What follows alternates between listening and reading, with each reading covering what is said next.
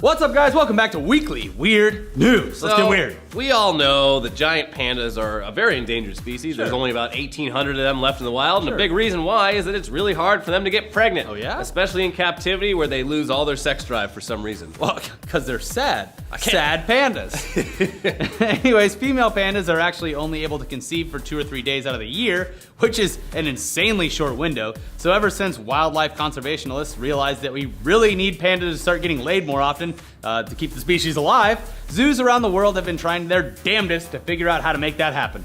Well, the panda world may have found the Casanova it needs in Lulu, a male panda at China's Sichuan Giant Panda Research Center, who not only is totally down with his whole pandas need to have more sex thing, but he's enjoying the hell out of it. Yeah, he's making it worth his while. Yeah. Normally, panda sex lasts between 30 seconds and 5 minutes.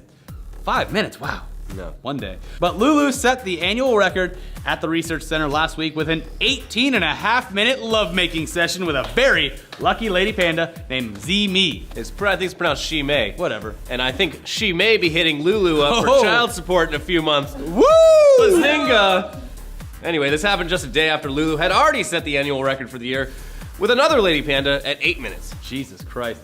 Lulu, or Enduring Brother, as he's been dubbed, may just save this species. I mean, think about it. If Lulu can get it in with all the lady pandas at his research center and do it better and longer than his beta bros, he'll not only get all the lady pandas pregnant, he'll also hopefully father sons who share his insatiable sex drive and can be sent around the world to seduce even more pandas. Yeah, it's like Genghis Khan is like the great-great-great-great-grandfather of like half the people in Asia. Like Lulu could be the Genghis Khan of pandas. Of panda pussy. Yes, he's single-pawedly saving the species. And he just looks like he's having so much fun doing it. He looks like he's having a blast. But anyway, while Lulu's clearly a gentleman and his partners are obviously consenting adults, that's not always the case, unfortunately. Yes, statutory rape isn't something that we really like to bring up on the show ever, but recently a judge in Bucks County, Pennsylvania really caught our eye and made our jaws collectively drop by saying something ridiculous in court. Now, some weirdos out there will argue that sexual assault on teenage boys is just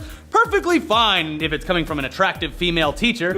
Even South Park parodied this in one of their episodes with all the police officers reacting to the knowledge that Ike was getting laid by his teacher with, nice. And that seemed to be the attitude for this judge, who, upon seeing the photos and videos that the teacher sent to the high school student, said to the entire courtroom, "What young man would not jump on that candy?" Before handing down a very light 30-day sentence to the teacher, Erica Giannetti, shown here. Now, to be fair, he was using it as a metaphor, I guess. He said the photos and videos were like dangling candy in front of the teenager, and that's when he said, "What young man would not jump on that candy?" But still, what a fucking terrible metaphor for a judge to make in front of the whole room. Yeah, not to be outdone by this teacher, a recent contestant on Jeopardy inadvertently let his creep flag fly when he tried to answer the following question. In common law, the age of this, signaling adulthood, is presumed to be 14 in boys and 12 in girls. What is the age of consent? Yeah, sorry, dude, the answer is puberty. And also, we do feel bad for you for making an ass of yourself on national TV, but come on. Yeesh. Yeah, but speaking of stealing the honey before it goes to market, last Sunday while celebrating Easter, 3 Florida men decided to do just that. Actually, that's not even totally accurate. They weren't stealing honey from a beekeeper or anything like that. They were stealing it straight from the source. A beehive in their own yard, which is probably even stupider. Yeah, see, beekeepers have like protocols and suits they wear. Yeah, the little smoke cannon. Yeah, as I'm sure you're probably aware, having lived on this earth for literally any length of time, bees don't like to be fucked with, wherever they are, much less at their home. And when you fuck with them, they sting you. Yeah, and when you fuck with a whole hive, you get stung a whole lot more. So these 3 Florida men, who really should have just waited for their next local farmer's market, because that honey is the bomb. It's great. Yeah. You get it with the rind or the comb still on it. Yeah. Check it out. Each of them got stung about 50 times by a swarm of 20 to 30,000 honeybees. So the firefighters had to come and hose them down for 15 minutes because the bees were just holding on for dear life. Wow. Eventually the bees realized that they had won the fight and they took off. Yeah.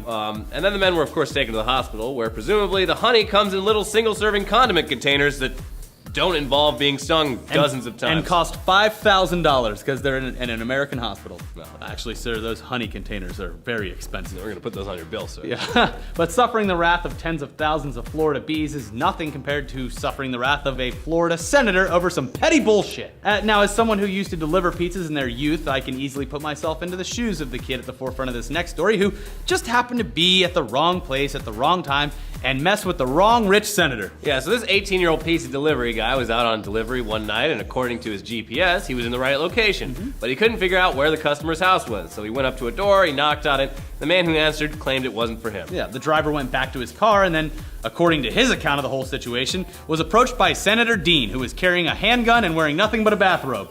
Yeah, apparently the kid had unknowingly parked on the senator's property, which is basically a death sentence down in the Sunshine State. Yeah, the whole story is all about the he said, she said bullshit, and no one left with a fat lip. But what we do know is that we always try to put Limp Bizkit into everything. What we do know is that Senator Dean, who is reportedly worth about $7 million, has filed a lawsuit on the young delivery driver for $14,000, saying that during the incident he suffered from a loss of dignity, humiliation, mental suffering, embarrassment, and an injury to his feelings and reputation. That's a crime? I in guess Florida? So. Sure. You injured my feelings. Well, the whole thing is like when you're rich and you're going up against someone that doesn't have any money, just the lawsuit alone is going to break them as a human. So it's kind of just a power play, I guess. Fucked up. So that's not fair. A rich state senator allegedly pulling a gun on and then suing a local delivery guy just for showing up at the wrong house. Good job, Florida. Yeah, stay classy. Anyways, we do have some more crazy headlines for you this week because you guys apparently love these a lot. Let's start it off, Elliot. Man caught masturbating in Kissimmee Walmart. That's in Florida. He also apparently wiped his jizz off on a bunch of hefty trash bag boxes. If that's important to the story, it was definitely included in it. So, moving on. California man spray painted himself black to evade cops. It didn't work. Look at this idiot's mugshot. Yeah, it's fantastic. what was he thinking? Dublin sinkhole mystery. Tunnel to a 19th century brothel causes traffic chaos in city center. Yeah, so this is actually pretty interesting. Apparently 19th century politicians in Ireland needed to get to the brothels so quickly that they put secret underground tunnels, much like that Playboy Mansion. Jack Nicholson going to the Playboy Mansion. Perfect. And now they're causing sinkholes in Dublin. Great. Police on the lookout for Mrs. Doubtfire bank robber. Yeah, that's definitely a man. Yeah. Judge says Brooklyn woman can use Facebook to serve divorce papers. Okay. It's the future. The book of Yeezus Bible replaces every mention of God with Kanye West. That's kind of funny. I love that. That's a good coffee table book right there. Man crashes car, gets naked, and rampages through Toys R Us with a cricket bat. So Scotland is basically the Florida of the UK. I think we can conclude. Double confirmed. Man dies during sex with Scarecrow. He dressed in lipstick and a long-haired wig. That's incredibly sad, but great headline. Florida woman kicks cop in crotches, offers oral sex to make it all better. Now, these cops very wisely chose not to stick it in crazy. Well, apparently in the beginning of this story, she was also offering oral sex to everyone in the bar for money, and that's why the cops came. And then she offered the cops oral sex. Bunny Ranch hiring quality control testers. I mean, last week's story about the brothel testers in Germany is already spilling over into one part of the U.S., the one that actually allows brothels. Rural Nevada, yeah, that's... How can you not want to bang while you're out in the middle of that beautiful wasteland? Nothing else to do, might as well do that. Yeah. Anyways, that's this week's episode, guys. Check out our podcast with Mike and Monroe. Check out yesterday's Tech Tuesday, and we'll put something else right here. We don't know what it is. Not yet. I don't know. Bye. Bye.